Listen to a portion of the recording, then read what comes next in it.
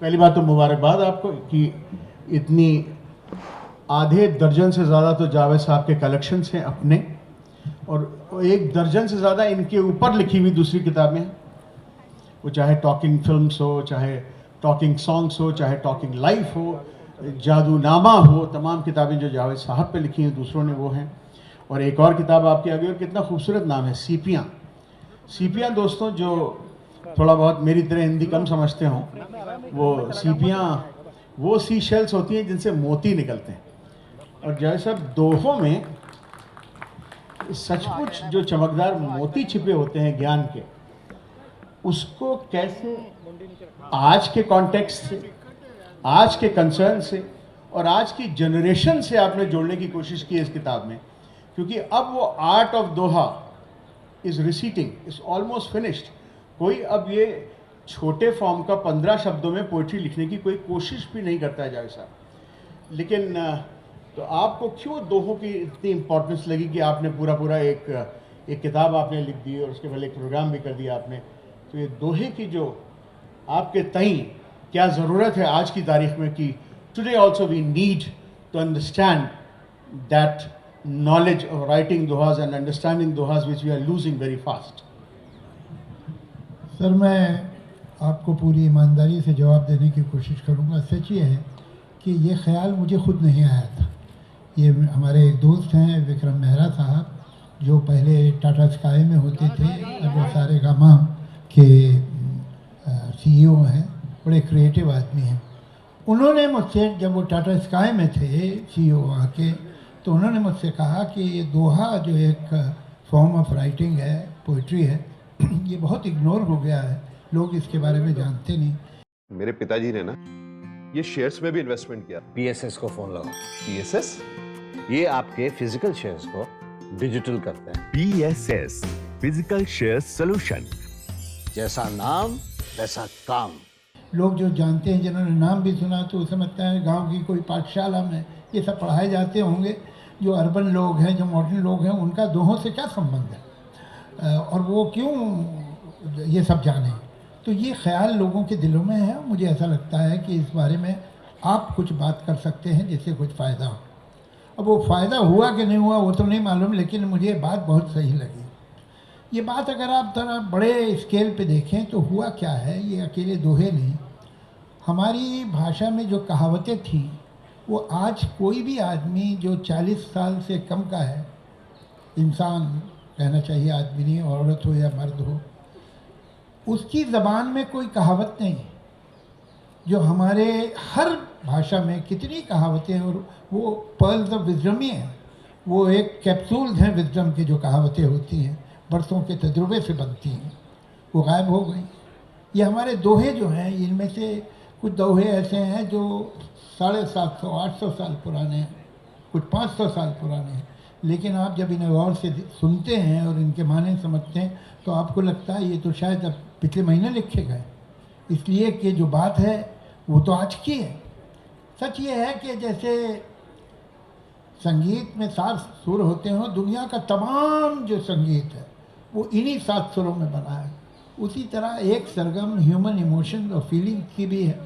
तो ऊपर से चीज़ें चेंज होती रहें, घोड़ा गाड़ी की जगह मोटर कार आ जाए, और हवाई जहाज़ आ जाए, ट्रेन आ जाए, कबूतर के बजाय आप मोबाइल से मैसेजेस भेजना शुरू कर दें, वो सब हो जाए, लेकिन वो सरगम जो ह्यूमन इमोशंस की, ह्यूमन फीलिंग्स की हैं, वो तो सेम है, वो तो नहीं चेंज होगी, वो सरगम वही रहेगी।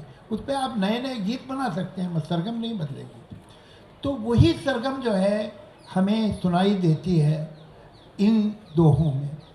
और ये दोहे जो हैं, these are really pearls of wisdom, कि इतनी सी 2 लाइनों में, दोहा से ही मतलब है 2 से 2, तो वो क्या बात कह जाते हैं और वो कितनी कंटेम्प्रेरी है। हुआ यह है कि ये ट्रेजेडी कोई दोहे के साथ अकेली नहीं हुई है, हुआ कुछ हमारा जो एजुकेशन सिस्टम है, जो सोसाइटी की प्रायोरिटीज़ हैं, वो कुछ अलग हो गई हैं। हम अपने बच्चों को इंग्लिश स्कूल में भेजना चाहते हैं, इवन जो लोअर मिडिल क्लास है वो भी पंजे पे खड़े होकर किसी तरह से अपने बच्चे को इंग्लिश मीडियम स्कूल में भेजती है।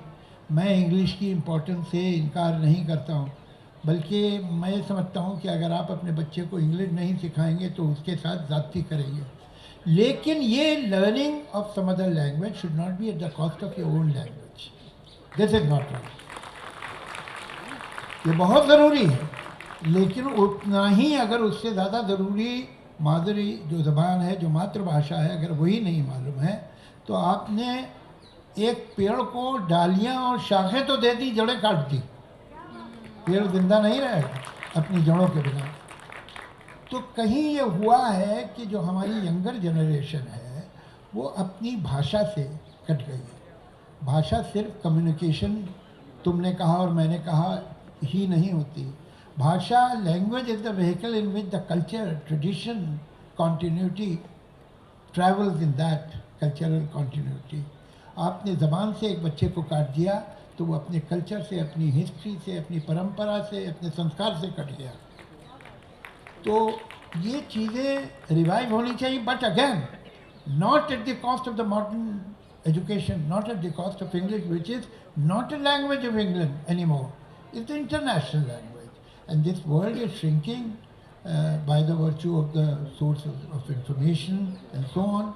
So we cannot survive without English. हमारी आज IT में जो पोजीशन एशिया में इतनी बड़ी है वो इसी वजह है कि हिंदुस्तानी जो थे they had some facility in English.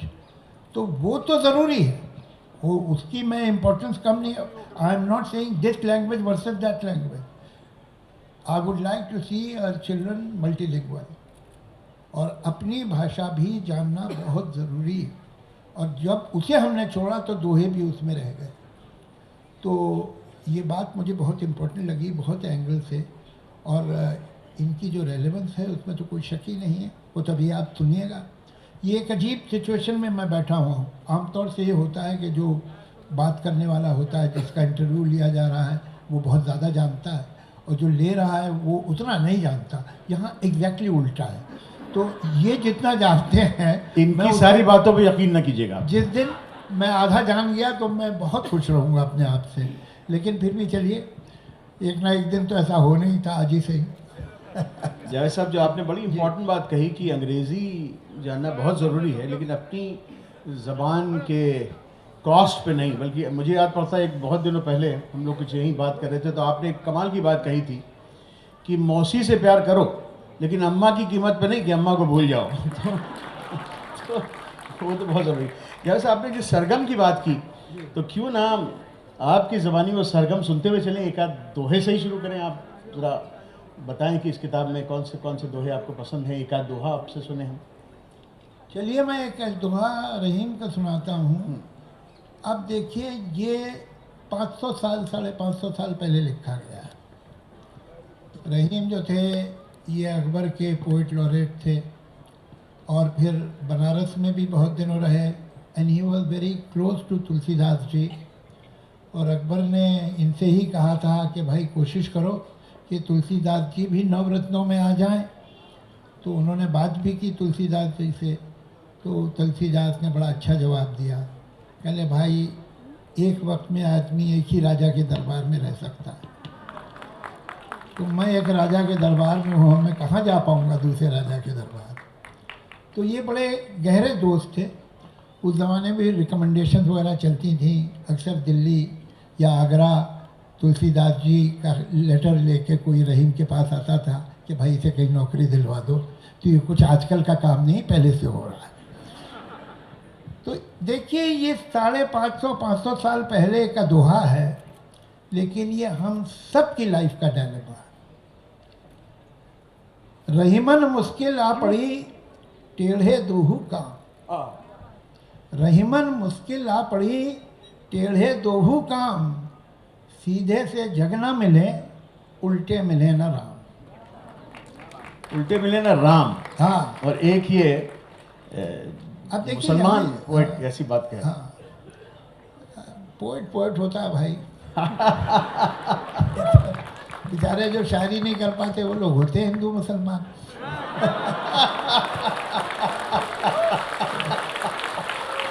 बहुत कुछ। हाँ,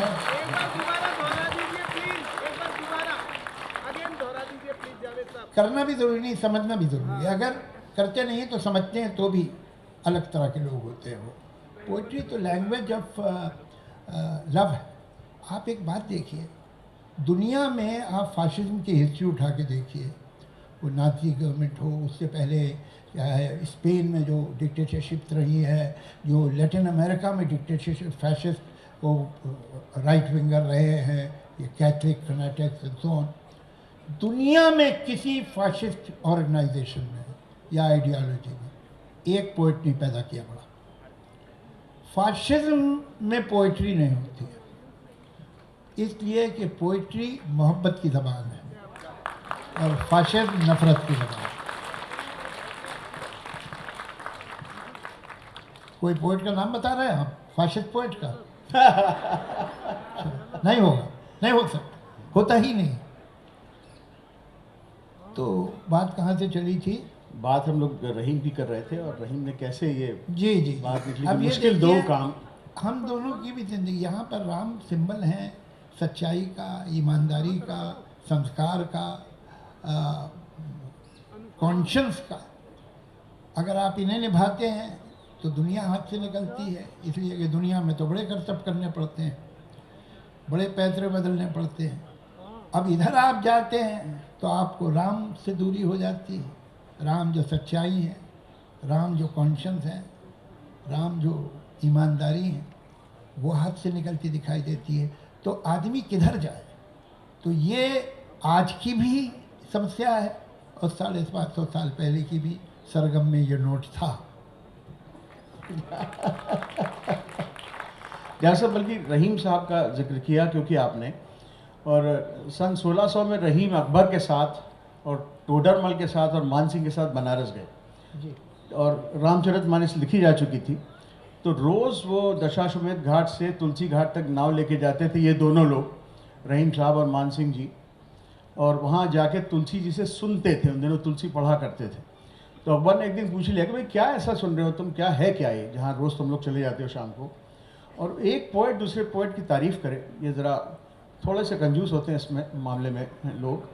लेकिन रहीम ने कहा अकबर को समझाते हुए रामचरितमानस के लिए, रामचरितमानस विमल, विमल मतलब पाक, साफ, अच्छा, शुद्ध। रामचरितमानस विमलु संतन जीवन प्राण, संतों के जीवन की जिंदगी है। रामचरितमानस विमलु संतन जीवन प्राण, हिंदुआन के वेद सम जवन ही प्रकट कुरान। मुसलमानों के लिए प्रकट कुरान है और हिंदुओं के लिए वेद है। इस तरह से एक आदमी ने तारीफ़ की, और रहीम साहब तारीफ़ कर रहे हैं तुलसी की और उनकी किताब की। ये जो बड़प्पन था रहीम जैसे आदमी का, ये बड़कपन तो बड़ा ही आदमियों का हो सकता है। तो इसलिए कि देखिए, अपना नुकसान तो कोई नहीं चाहता, चाहे छोटा हो, बड़ा हो, मझला हो। उस आदमी को, जिस आदमी को ये अपने पे इतना विश्वास हो कि दूसरे की बड़ाई से या दूसरे की तारीफ से मेरा नुकसान नहीं होना, वो करेगा। तो इसके लिए जब हम इस तरह की तारीफ किसी की करते हैं तो इससे हमें मालूम होता है कि हमारे अंदर कितना इत्मीनान है। जो आदमी को अपने ही होने पे शक है वो दूसरे की क्या तारीफ कर पाएगा।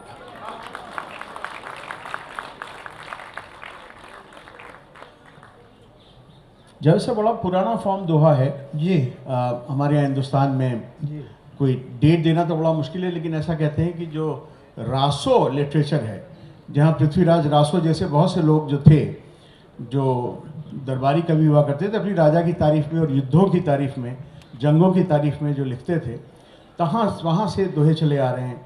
बाद में खुसरो साहब भी दोहे कहते हैं, बड़े एक से एक खूबसूरत दोहे कहते हैं।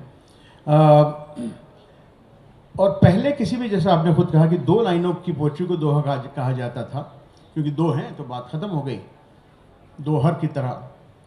लेकिन बाद में धीरे धीरे जब grammar started kicking into a language which was getting crystallized as Hindi and then खड़ी etc. So उसमें और भी कुछ ग्रामेटिकल चीज़ें आ गई, जैसे कि दोहे में 4 पद होंगे, 4 पैर होंगे, 4 pods on which the doha will stand. And then there was, because this was a मात्रिक छंद, मात्रा वाला छंद था, तो उसमें 13-11, 13-11, जैसे कि रामचरितमानस विमल, इसमें 13 मात्राएं हैं। संतन जीवन प्राण, इसमें 11 मात्राएं हैं। अगली लाइन में हिंदुवान के वेद सम, फिर 13 मात्राएं हैं। और जब नहीं प्रकट कुरान, फिर 11 मात्राएं।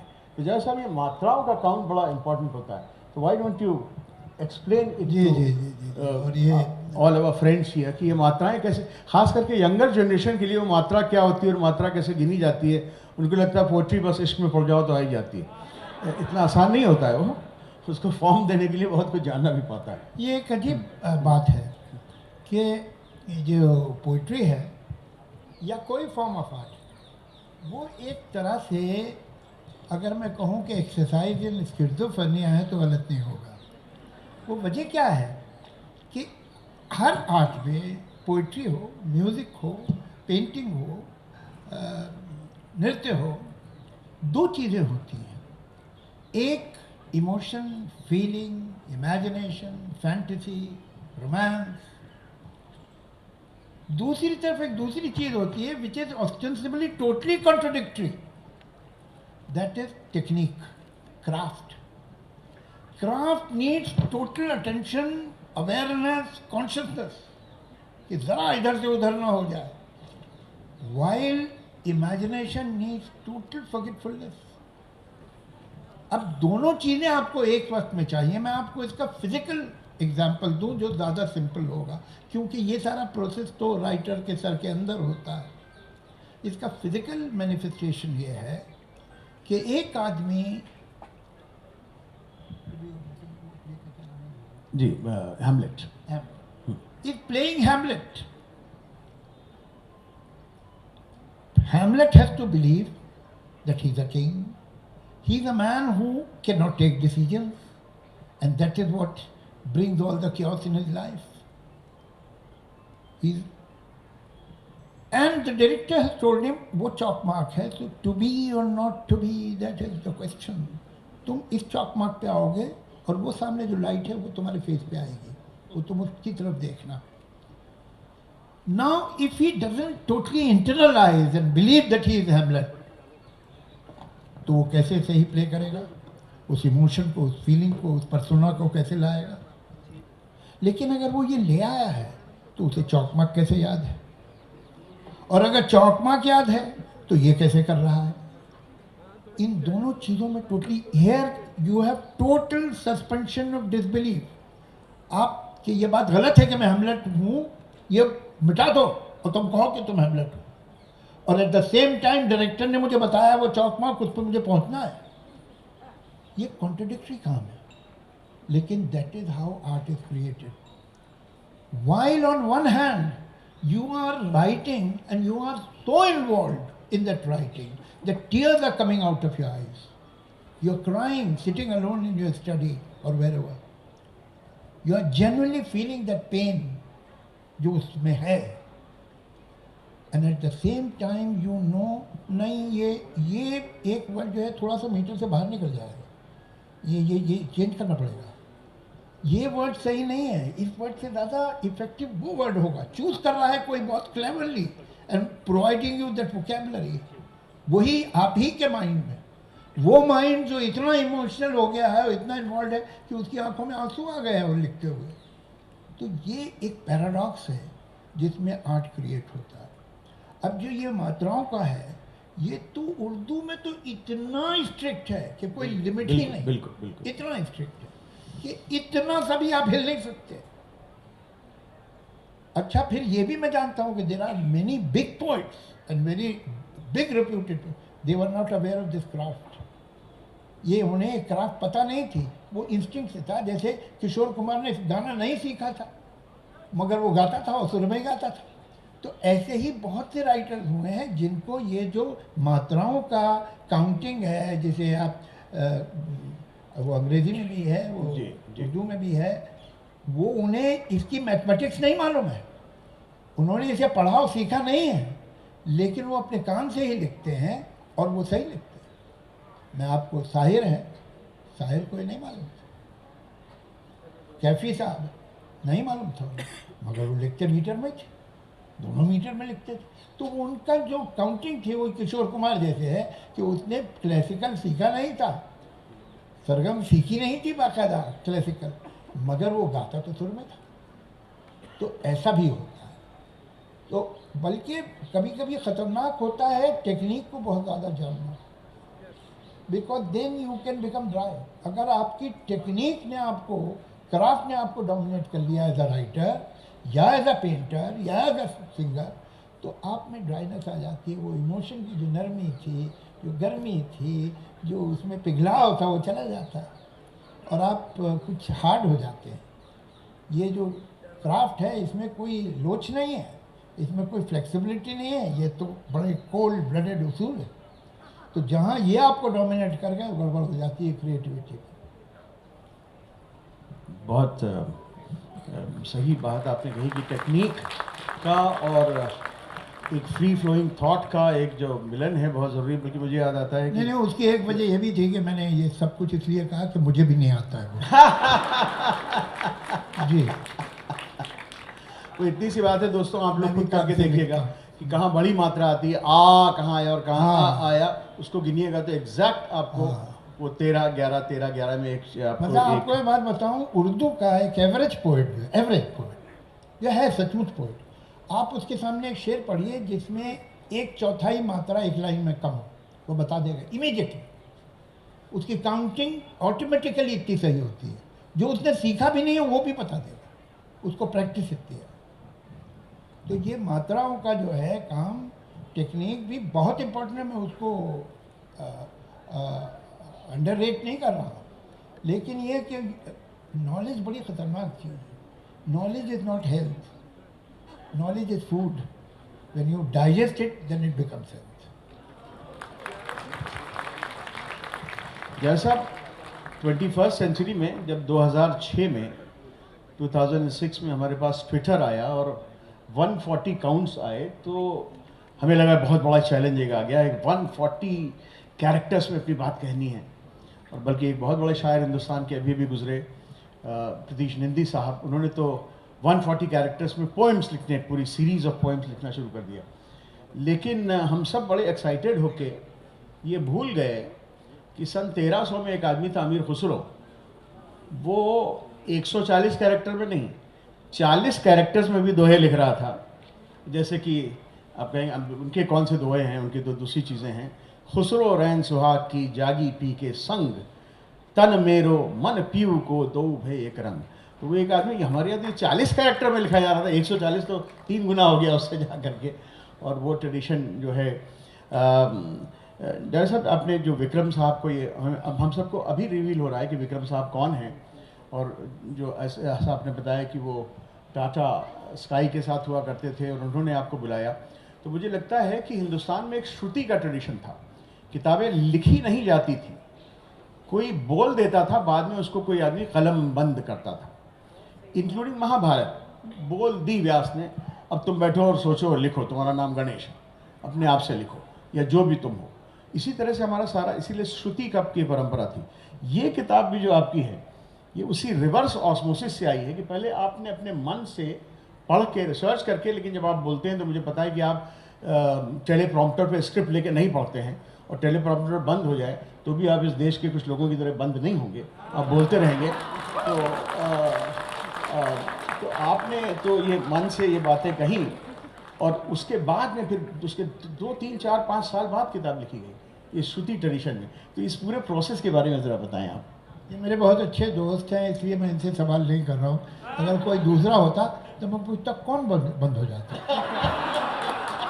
ताकि फिर ये बंद हो जाते। लेकिन क्योंकि मेरे दोस्त हैं, इसलिए मैं सवाल नहीं करता। तो देखिए, ये आपने जो मुझे अभी खुसरो का दोहा सुनाया तो मुझे याद आया कि पहले तक कैसी थोड़ी लिबर्टी ज़्यादा थी, आजकल पता नहीं क्या है। कि जब ये निज़ामुद्दीन के बड़े ये फॉलोअर थे खुसरो की ग्रेव भी शायद उसी कंपाउंड में है, सुना है मैंने। जी जी जी। गोरी जब वो डेथ हुई उनकी, पीर की, निज़ामुद्दीन की, तो उन्होंने एक दोहा लिखा था, गोरी सोवे सेज पर मुख पर डाले केस, चल खुसरो घर आपने सांझ भई चौदेस। अब मैं सोचता हूँ आज कोई लिखता तो पता नहीं फतवा ही हो जाता, पीर साहब को गोरी कह रहा है, तेरी ये हिम्मत, तो कुछ ठिकाना नहीं है आजकल। गोरी सोवे सेज पर, तो पीर साहब थे वो, उनको तू गौरी कह रहा है, तो पता नहीं क्या होता। बहरहाल ये ज़रूर है, मेरे दादा ने भी ये गज़ल लिखी थी जो परहैप्स उर्दू पोइट्री की या शायद दुनिया की सबसे लंबी मीटर की गज़ल है। वो उसमें 100 रुकन जिन्हें बोलते हैं, ये जो जैसे आपने बोला था ना जी जी, मात्रा। कि गोरी सोवे सेज पर, हाँ। तो अब ये एक हो गया। हाँ तो इस तरह के 100 पीसेस से एक लाइन बनती है। एक फुल स्केप पेज में एक मिसरा आता, वो 4 शेर की गज़ल है, वो छपी है उसमें देवनागरी में भी। एक गुलशन नाम की किताब छापी है हमारे रेख्ता ने, उसमें वो आपको मिलेगी। तो ये तो उस्तादों की, पुराने लोगों की जो टेक्निक पे कंट्रोल था वो भी कमाल था, कोई शक नहीं है। क्या क्या किया है लोगों ने। जब आप देखते हैं पुरानी पोइट्री तो ऐसे ऐसे काम मिलते हैं जो समझ में नहीं आता कि कैसे किया होगा, कोई शक नहीं। लेकिन इम्पॉर्टेंट बात उससे भी ज़्यादा, ये तो टेक्निक की बात हुई, इम्पॉर्टेंट बात यह है कि क्लासिकल लिटरेचर या क्लासिकल पोइट्री उसे कहते हैं जो अपने टाइम में तो वैलिड हो लेकिन आने वाले टाइमों वक्तों में भी वैलिड रहे और लगे कि नहीं आज की भी बात है। और दोहों में ये बात बहुत ही कॉमन है। ये 90 दोहे जो मैंने इस किताब में रखे हैं उनमें से एक भी दोहा आपको ऐसा नहीं लगेगा कि ये आज की ज़िंदगी पे तो अप्लाई नहीं होता। ये बिल्कुल, जैसे मैं आपको एक दोहा सुनाता हूँ, ये मैंने जो चूज़ किए हैं आपको सुनाने की उनको, जी इरशाद। कि शब्द संभारे बोलिए, शब्द के हाथ न पाऊं, एक शब्द अवशत करे, एक शब्द करे घाव। ये दोहा यूं भी हो सकता था, बात संभारे कीजिए, बात के हाथ न पाऊं, एक बात अवशत करे, एक बात करे घाव। मगर बात नहीं इस्तेमाल किया लिखने वाले ने, शब्द इस्तेमाल किया। शब्द बहुत इंपॉर्टेंट है। बात तो आप कोई भी कह सकते हैं अगर शब्द सही हो, लेकिन शब्द अगर गलत है तो बात सही नहीं लगेगी। शब्द बहुत इंपॉर्टेंट है। शब्द के बारे में हम लोग बड़ी लापरवाही से, शब्द क्या होता है, ठीक है यही मतलब है ना, वही तो मतलब था मेरा, ऐसा अक्सर बोलते हैं लोग। नहीं, 2 शब्दों का एक मतलब नहीं होता। डिक्शनरी में होगा, सचमुच नहीं, अलग होता है, कुछ ना कुछ डिफरेंट होगा। तो आप ये देखिए कि हम शब्द कैसे चुनते हैं। शब्द जो है अगर आप ध्यान से सोचें तो आपको लगेगा इंसानों की तरह होते हैं। दरवाज़ा खुला, एक इंसान अंदर आया, आपने देखा तो उसकी शक्ल सूरत ठीक लगी आपको, कपड़े भी अच्छे, तो आपका इम्प्रेशन ज़रा अच्छा ही रहा उसका। उसके बाद वो बैठा, आपको इंट्रोड्यूस कराया गया, मालूम है डॉक्टर हैं, जयपुर में रहते। अच्छा अच्छा डॉक्टर हैं, अरे हमारे एक दोस्त हैं, उनके भाई भी डॉक्टर हैं, जयपुर में ही रहते हैं, आप उन्हें जानते हैं, तो उनको हमें। अब आप क्या कर रहे हैं, इस आदमी का पेशा आपको मालूम हो गया है, इसकी शक्ल सूरत मालूम हो गई, अब आप इसका स्टेटस और स्टाटा समझ रहे हैं कि भाई ये इसे किस शेल्फ में रखूं मैं। शब्द भी ऐसे ही होते हैं। आप जब पहले एक शब्द सुनते हैं तो सबसे पहले जो चीज़ आपको छूती है वो है उसका फोनेटिक्स, उसकी साउंड। वो आपको अच्छी लगती है, बुरी लगती है। उसके बाद उसके मीनिंग, शब्द का काम है, जैसे डॉक्टर का काम इलाज करना है, इसका जो डॉक्टर आया उसका काम है लोगों का इलाज। शब्द का काम होता है एक चीज़ की मीनिंग आप तक पहुंचाना। सेब, अब सेब क्या, सेब तो साउंड है, सेब, मगर इसका काम है कि एक लाल रंग का फल होता है, उसका मीनिंग आप तक पहुंचाए, ये उसका जॉब है। हर शब्द की एक ड्यूटी होती है जो निभाता है। लेकिन a world is also known by the company it has kept, like people. ये शब्द किन शब्दों के साथ इस्तेमाल हुआ है, किस तरह के लोग इस शब्द को इस्तेमाल करते हैं, उससे उसकी मीनिंग में फ़र्क पड़ता है। डिक्शनरी में नहीं पड़ता, बाहर पड़ता है। ये कहाँ इस्तेमाल हुआ है, किस कंपनी में ये वर्ड घूमता रहा है। जब हम ये समझते हैं, और एक अच्छे राइटर को समझना ही चाहिए, इसलिए कि मैं वो शब्द इस्तेमाल करूं जिसके बारे में मेरा ये अंदाज़ा हो कि एक एवरेज रीडर या लिसनर के जहन में इस शब्द को सुनने से कौन से शब्द जागेंगे, कौन सी बातें, कौन से ध्यान पैदा होंगे इस शब्द के अराउंड। सॉफ्ट और नर्म माने तो एक ही है, लेकिन नरमी और मुलायम ये भी एक है, लेकिन मुलायम और नर्म में फ़र्क है कोई, वो डिक्शनरी में शायद नहीं मिलेगा आपको, लेकिन आप महसूस कर सकते हैं कि मुलायम क्या है और नर्म क्या है। तो इस तरह से जब आप सही शब्द इस्तेमाल करते हैं, करेक्ट जो होना चाहिए, तो लिसनर के सबकॉन्शियस में सही रेफरेंसेस बनते हैं और वो एटमॉस्फेयर क्रिएट होता है जो आपको चाहिए। तो एक गलत वर्ड, इसमें एक और बहुत इंटरेस्टिंग दोहा है, जी सर। मैं उसे भी इसलिए यहाँ पर निकाल लिया कि इसका देखिए कनेक्शन है। कागा काकू धन हरे, कोयल काकू देव। कि भाई कागा काकू धन कौवा हरे। जो है भाई किसका धन खा जाता है कौवा, और कोयल जो है किसको क्या देती है। मीठो मीठो मुंदन बोल के जग कर ली ही लेत, जग अपना कर लेत। तो ये जो ना कौवा किसी का कोई नुकसान करता है, किसी का पैसा खा गया, किसी के शेयर ले लिए, किसी की प्रॉपर्टी पे कब्जा कर लिया कौवे ने, ऐसा तो मैंने सुना नहीं कभी। ना उनके जो कोयल है उन्होंने किसी को बड़े इनाम दे दिए, कुछ अपनी वसीयत में लिख के गई, विल कर दिया, ऐसा भी मैंने नहीं सुना है। कोयल आपको पसंद है, कागा क्यों नहीं पसंद? बोल, उसकी आवाज़, उसकी जो साउंड है वो आपको अच्छी नहीं लगती, इसकी साउंड अच्छी लगती। तो हम भी अगर ऐसी साउंड कोयल वाली रखें तो ज़्यादा पसंद करेंगे लोग हमें बजाय कौवे के।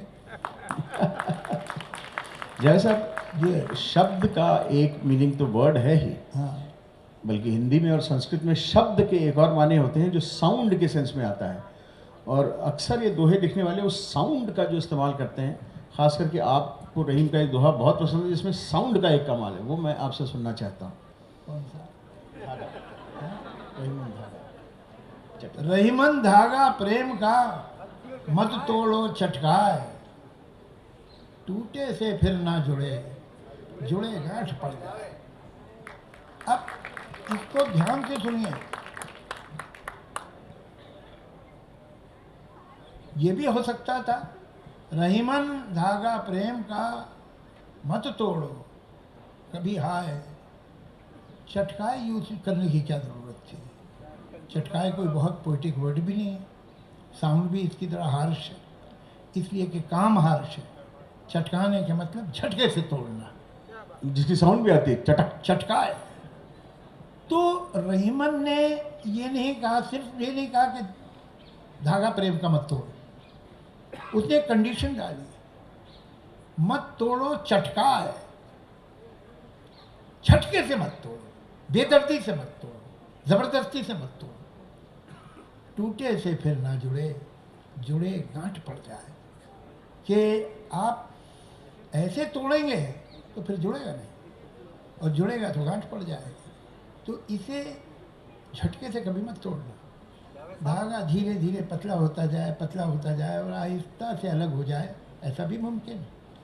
जावेद साहब, जी। जो तोड़ता है ना, तड़के से तोड़ता है ना, हल्के से तोड़ता है, दर्द होता है तगड़े से। जी, अभी हम आएंगे बातचीत पे जी, आपके क्या साथ। कह रहे हैं हल्के से?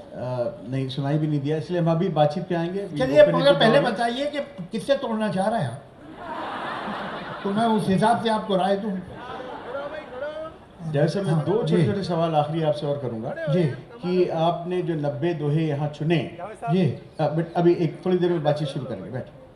तो अभी जो आपने 90 दोहे यहाँ चुने हैं उनमें मेनली 4 पोइट्स ही हैं, उनमें कबीर हैं, रहीम हैं, वृंद हैं in the order of seniority, और तुलसी का आपने एक ही दोहा यहाँ लिया है। तो अभी तो बहुत सारे बचे हुए हैं, रसखान हैं, गुरु नानक हैं, बिहारी हैं, वगैरह वगैरह। तो ये हम आपके मुंह भैया से मैंने इनके मतलब कब समझ पाएंगे? उसकी वजह यह है कि नहीं मैं आपको रिकमेंड करूँगा कि हमारी आपकी तीनों जो बात हुई जी। तो आप बेहतर लिखेंगे, और ये जिम्मेदारी अब मैं सेकंड की आपको दे रहा हूँ। वो है ये कि हमारे, बहुत शुक्रिया। क्योंकि ओरिजिनली टाटा स्काई के लिए किया था, तो उसमें कितने एपिसोड होंगे वो तो तय था। तो उन्होंने कहा भाई इतने हम 90 करते। ये के बाद बताऊं आपको, ये 8 बरस या 9 बरस पहले किया था। 9 बरस से ये दोहे राउंड द क्लॉक 24/7 ये 9 बरस से टाटा स्काई पे चल रहे हैं। आपको रात के 2 बजे देखना हो कि 1 बजे के, सुबह 5 बजे आपको ये मिल जाएंगे। ये कॉन्स्टेंटली चल रहे हैं, और चल रहे हैं इसलिए कि उन्हें देखने वाले हैं कोई, उन्हें कंट्रीब्यूट करने वाले कोई लोग हैं, उसका ख़रीदने वाले हैं, उसका एक्सेस। तो उसमें चुनना ये था, मैंने कोशिश ये की कि जो एक बहुत जर्नल, जो बहुत सारे दोहे जिनमें थोड़ी रिलीजियोसिटी भी आ जाती है, तो मैंने एज एन एथीस्ट वो दोहे तो अवॉइड किए। और ये दोहे जो मुझे ऐसा लगा कि आज की ज़िंदगी से बहुत ही करीब है, मैंने वो चुने। इसके मतलब नहीं है कि वहाँ नहीं है, वहाँ बहुत है, लेकिन कुछ तो चुनना था ना। और फिर कंपैरेटिवली जो ज़्यादा सिंपल हों, वो भी मेरे ध्यान में था कि इतनी भी ना मेहनत करना पड़े कि लोग समझने को तैयार ना हो पाए। तो ये वजह थी। मगर आप सही कह रहे हैं कि बिहारी के दोहे, तुलसीदास जी, कभी मीरा जी के दोहे, ये सब हैं जो अभी अनटैप्ड हैं, और इन पे काम होना चाहिए। और मैं आपसे रिक्वेस्ट करूँगा कि आप करिए। बहुत बहुत शुक्रिया कि आपने मुझे इस लायक समझा। लेकिन जावेद साहब, एक और सवाल है मेरा। एक तो ये बहुत अच्छी बात जो आपने कही कि उन दिनों ऐसा माना जाता है हमारे यहाँ कि या तो राजा की तारीफ में लिखा जाता था या ईश्वर की तारीफ में लिखा जाता था। लेकिन कॉमन सेंसिकल बातें इन दोहों में करना, डेली लाइफ की छोटी छोटी बातें करना, यानी सुई के बारे में बात करना कि रहीमन देख बड़े न को लघु न दीजिए डारे, यानी बड़े को देख के छोटे को भूल मत जाइए। जहाँ काम आवे सुई, कहाँ करे तलवार। अब तलवार से बटन टांग के दिखा दीजिए अगर दिखा सकते हो तो। तो कॉमन सेंस की छोटी छोटी बातें करी गई उन दिनों, और आपने वो सब छांट के यहाँ निकाली। एक बहुत अच्छी कहावत भी है इस पे कि आँख का तिनका तलवार से नहीं निकाला जाता। क्या बात है। जावेद साहब, टाटा स्काई की क्योंकि बात की आपने, और टाटा स्काई में ही हम सब ने देखा है इतने ही सालों से, 7-8 साल से जब से चल रहे हैं ये, कि अशार पे भी आपने बात की है। जी जी। जिसको आज हम लोग एरनसली शेर कहते हैं, या शेर्स कहते हैं, शेर नहीं शेर्स कहते हैं, या शेरों कहते हैं। तो इन अशार पे भी आपने बात की है। जी जी। वो किताब, ये सवाल आपसे भी है और महेश्वरी जी से भी है कि वो किताब कब आएगी, कब देखने को मिलेगी हमें भाई? देखिए, मैं तो अपना काम कर चुका हूँ, उस पर मैंने बोल दिया। अब ये तो अशोक महेश्वरी जी के हाथ में है कि कब करेंगे, वो हो जाएगा। और मेरी एक किताब अभी है उसमें पाइपलाइन में कि मेरे अपने 200 सेलेक्टेड शेर जो है वो एक किताब की फॉर्म में हर पेज पे एक शेर छप रहा है। क्या बात है। All the best sir. We have last 7 minutes, I would like to open it to the audience, और एक एक करके आप हाथ उठाते जाएं। 10-20 हाथ ना उठाइएगा। ज़्यादातर ये कहा जाता है कि जो ज़्यादातर कवि होते हैं, हिंदी कवि, उनका पहला कविता संकलन सबसे अच्छा होता है और फिर उनका ग्राफ गिरता जाता है, जबकि उपन्यास के मामले में वो बेहतर होते जाते हैं समय के साथ। तो कवि ऐसा क्या करें कि उनका ग्राफ ना गिरे बल्कि वो भी बेहतर करते जाएं? बैठिए, अपने काम से खुश ना हो जाए। हम लोग बहुत जल्दी खुश हो जाते हैं अपने काम से, प्रॉब्लम यह है। मुश्किल यह है कि देखिए, हमारे देश में कामयाबी की डेफिनेशन बड़ी अजीब है। कामयाबी की डेफिनेशन ये है कि अगर आपकी जो फंडामेंटल नीड्स है वो पूरी हो गई तो आप अपने को सक्सेसफुल समझने लगते हैं। अगर आपके पास एक घर है जो होना ही चाहिए, अगर आपके पास एक कार है जो होनी ही चाहिए, अगर आपके पास एक फ़ोन है जो होना ही चाहिए, अगर आपके पास एक टेलीविज़न है जो होना ही चाहिए, अगर आप अपने बच्चों को एक अच्छे स्कूल में भेज सकते हैं, अगर आपके घर में खाना आपकी मर्ज़ी का बनता है, तो आप अपने आप को सक्सेसफुल आदमी समझते हैं। ये तो बुनियादी ज़रूरतें थी जो हर इंसान को मिलनी ही चाहिए। हमें जब बुनियादी ज़रूरतें मिल जाती है, फंडामेंटल नीड्स हमारी पुरानी होती है, तो हमारा दिमाग ख़राब हो जाता है। हम समझते हो हमने तो कमाल कर दिया। ये हमारा जो सोशल डिप्रिवेशन है जो आम है, इसलिए कि हम अक्सर लोगों को देखते हैं कि उनके पास ये सब कुछ नहीं है, तो हम तो उनसे बेहतर हैं। कामयाबी का बहुत हमारा जो बार है वो बहुत लो है। कामयाबी ये मटेरियल चीज़ों में है ही नहीं। जो मटेरियल चीज़ें वो तो उसका एक तरह से कहिए कि फ्रिंज बेनिफिट है आपकी कामयाबी का। कामयाबी है आपके एक्सीलेंस में, कामयाबी है आपका काम कितना अच्छा है, वो ध्यान हमें नहीं रहता, बहुत जल्दी ख़त्म हो जाता है। अच्छा, फिर एक्सीलेंस की क्या ज़रूरत है भाई? अगर आप वेरी गुड हैं तो जब आप शुरू किया था तो आपकी क्या तमन्नाएं थी, क्या आकांक्षाएं थी? आप चाहते थे कि आप अपने आप पे प्रूव करें कि आप कुछ कर सकते हैं। आप अपने पीयर्स को, अपनी फैमिली को जो समझती है नालायक है लड़का, उन्हें दिखाएं ये देखो मैंने क्या किया है। दुनिया से आप दाद लें और दुनिया आपको इनाम दे और फिर कुछ सहूलतें भी दे, यही आप चाहते हैं, इसीलिए आप शुरू होते हैं। By the time you are very good, आपको सब कुछ मिल गया, आपके घर वालों ने आपकी पीठ भी थपथपा दी है, आपको भी इत्मीनान हो गया, आप कुछ कर सकते हैं, दुनिया ने भी आपकी रिस्पेक्ट कर दी, कुछ थोड़ा बहुत आपको इनाम भी मिल गया। तो एक्सीलेंट होने की क्या ज़रूरत है? ज़रूरत क्या है? दुनिया तो नहीं मांग रही आपसे एक्सीलेंस। एक्सीलेंट होने का सिर्फ एक रीज़न हो सकता है, जो आप कह रहे हैं ना, जो सेकंड और थर्ड उनके जो कलेक्शन होते हैं वैसे नहीं होते, इसलिए कि एक्सीलेंट होने की आरज़ू नहीं है। एक्सीलेंट होने का सिर्फ एक रीज़न है, अगर आपका सेल्फ स्टीम हाई है। दुनिया खुश है मेरे काम से, इससे काफ़ी नहीं, मैं जानता हूँ मैं इससे बेहतर कर सकता हूँ। बिल्कुल। अगर आपको अपने ऊपर इतना गर्व है तब आप सचिन तेंदुलकर बनेंगे, वरना आप 70-80 रन बनाएंगे, टीम में रहेंगे, कोई हरज नहीं। तो ये जो है हमारे यहाँ, हम अपने काम से, अपनी सक्सेस से बहुत जल्दी खुश हो जाते हैं, वो है हमारे नीचे जाने का रीज़न। सर अगला सवाल है जी, एक उधर हाथ उठ रहा है, उनको दे दीजिए प्लीज। हाँ, Salam Javed sir, we enjoyed your Amazon Angry Young Men show last year. आज मज़ा नहीं आया। उसी के संदर्भ में सवाल है, यहाँ पे काफी एंग्री पीपल हैं, एंग्री यंग पीपल हैं all over India. Any piece of advice, any gyan सीपिया for the angry young people of India? देखिए, एंगर जो है is a power, it activates you. जैसे कि आप एक साज रखा है, उस पर आप ऐसे हाथ फेर देते हैं लापरवाही से, तो झन होता है। उसी तरह से जब कोई आपकी ईगो पे, आपकी सेल्फ रिस्पेक्ट पे, आपकी पोजीशन पे, आपकी डिग्निटी पे ऐसे हाथ फेरता है तो झन तो होता है। लेकिन इस झन का क्या करने वाले हैं?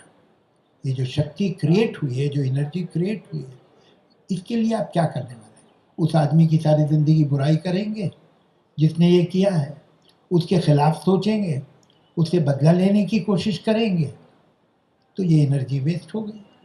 अगर ये जो एनर्जी, ये शक्ति जो आप में इस इंसल्ट से जागी है, ये गुस्सा जो आप में पैदा हुआ और उससे ने जो आपको एक्टिवेट होने का कहा है, पैगाम दिया है, इसको अगर आप अपने काम पे, अपने इम्प्रेशन पे, अपने रास्ते पे लगाएंगे तो एंगर बहुत काम की चीज़ है। Thank you sir.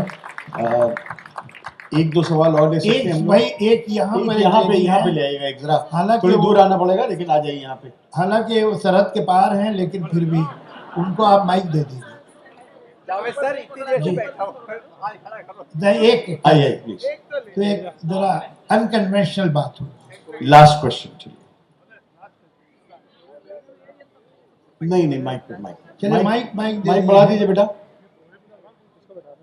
जरा जल्दी इधर लाल साड़ी में।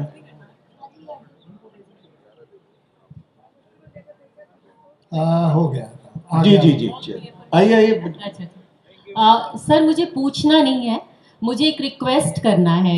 उर्दू मेरी जुबान नहीं है। तो अगर इतनी मेहनत हमने बेकार ही की। नहीं सर, एक रिक्वेस्ट है, आज मैं पहुंची हूँ, उर्दू मेरी जुबान नहीं है, कहीं कोई नुक्ता छूट जाए तो माफ़ी कोई चाहूँ। बात नहीं। सर आज़ादी के समय आप ही की फैमिली से कैफी आज़मी साहब ने लिखा, उठ मेरी जान तुझे मेरे साथ ही चलना है। जी। और अब आपने शबाना जी के लिए लिखा कि ये रोज़ रोज़ के हंगामे, ये रोज़ रोज़ सफ़र करना। तो मेरी रिक्वेस्ट है कि इन दोनों दूरियों को आपकी तरफ से थोड़ा सा पाटा जाए और कुछ ऐसा लिखा जाए कि उस समय उठाया, उठ मेरी जान, मेरे साथ ही चलना है तुझे। अभी और अब ये रोज मैं रोज के समझ- हंगामे, ये रोज ये रोज मैं का जवाब सफर। देता हूँ। कैफी साहब जो शबाना के फादर बहुत रेवोल्यूशनरी बड़े पोइट थे, उन्होंने एक विमेन एम्पावरमेंट पे एक पोएम लिखी थी बरसों पहले, मेरे ख्याल से 60-70 साल पहले। उठ मेरी जान, मेरे साथ ही चलना है तुझे। मुझसे किसी ने एक प्रेस कॉन्फ्रेंस में सवाल किया कि उन्होंने तो अपनी पत्नी के लिए ये लिखा था, उठ मेरी जान, मेरे साथ ही चलना है तुझे, आप क्या लिखने वाले हैं अपनी पत्नी? तो मैंने कहा मैं भी लिखूंगा, रुक मेरी जान, तेरे साथ ही चलना है मुझे। तो आई थिंक तो अभी तो मेरी जान जो है वो 4 कदम आगे चल रही है भाई, मुझे भाग के पहुंचना है। I think this is the best note to end on this session. And यही था सर, जय साहब बहुत बहुत अरे शुक्रिया एक आपका। सेकंड, एक साहब को मैंने वादा, एक आखिरी सवाल, यही क्वेश्चन था मेरा भी। यही सवाल आपका? हाँ, जो मैम का था मेरा भी था। अरे अरे वाह, वाह, क्या बात है, चलिए। Thank you. एक पंथ दो काज हो गए तो। और जय साहब बहुत ज़रूरी काम जो आपने किया है इस किताब के ज़रिए, कि उन चीज़ों को, जैसे मैंने माँ और मौसी की बात की थी ज़बानों को लेके, तो दादी और नानी को भी भूलने की ज़रूरत नहीं, क्योंकि जो उनके पास ज्ञान था वो बहुत इम्पोर्टेंट था, वो छोटे छोटे दोहों में था, और हर चीज़ के बारे में था कि दाल कैसे पकानी है और खिचड़ी कैसे पकानी है, हर चीज़ का अचार कैसे बनाना है, उन सबके उनके पास दोहे थे। वो भी हम ना भूलें, उन परंपराओं को हम याद रखें, आगे देखें। लेकिन जैसे गाड़ी में एक रेयर व्यू मिरर भी ज़रूरी होता है और एक आगे का शीशा बड़ा ज़रूरी होता है, द विंडशील्ड, दोनों को रखेंगे तभी गाड़ी हमारी बिना एक्सीडेंट की ज़िंदगी में आगे चलेगी। बहुत बहुत शुक्रिया हमको ये नज़र और ये नज़रिया देने के लिए जा रहा है।